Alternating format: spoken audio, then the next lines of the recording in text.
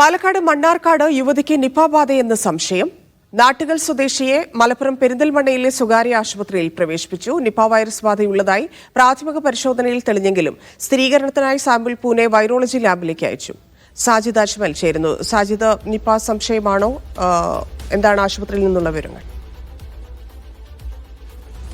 ധന്യ, ഈ 2 ദിവസം മുൻപാണ് 38 വയസ്സുള്ള യുവതിക്ക് കടുത്ത പനിയും ചുമയും ആരംഭിച്ചത്.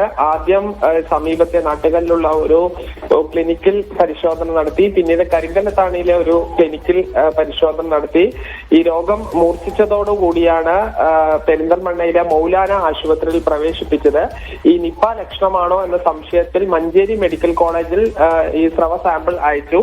ഈ പ്രാഥമിക പരിശോധനയിൽ നിപ സ്ഥിരീകരിച്ചിട്ടുണ്ട്. പക്ഷെ ഇപ്പൊ പ്രോട്ടോകോൾ പ്രകാരം ഈ പൂനെ വൈറോളജി ഇൻസ്റ്റിറ്റ്യൂട്ടിൽ നിന്ന് സ്ഥിരീകരിച്ചാൽ മാത്രമേ അത് നിപയാണ് എന്ന് ആരോഗ്യവകുപ്പ് സ്ഥിരീകരിച്ച് പറയാൻ കഴിയൂ. ഒരുപക്ഷെ നമ്മുടെ മെഡിക്കൽ കോളേജിലെ ഫലം തെറ്റാവാനുള്ള ഒരു സാധ്യത കൂടി ഉണ്ട്. അതുകൊണ്ട് എന്തായാലും ജാഗ്രത തുടരണമെന്നൊരു നിർദ്ദേശം നൽകിയിട്ടുണ്ട്. ഈ 38-കാരിയുടെ ആരോഗ്യനില പൂർണ്ണമായും തൃപ്തികരമാണ്. ഒരു ഗുരുതര സ്വഭാവമുള്ള ഒരു ഘട്ടത്തിലേക്ക് ഇപ്പോൾ പോയിട്ടില്ല. അതുകൊണ്ട് തന്നെ ഈ സമീപത്തുള്ള ആളുകൾ ജാഗ്രത പുലർത്തണമെന്ന നിർദ്ദേശം കൊടുത്തിട്ടുണ്ട്. അതോടൊപ്പം തന്നെ ഈ മേഖലയിൽ വവ്വാലുകളുടെ ശല്യം വലിയ തോതിൽ ഉണ്ട് എന്നും നാട്ടുകാർ പറയുന്നു.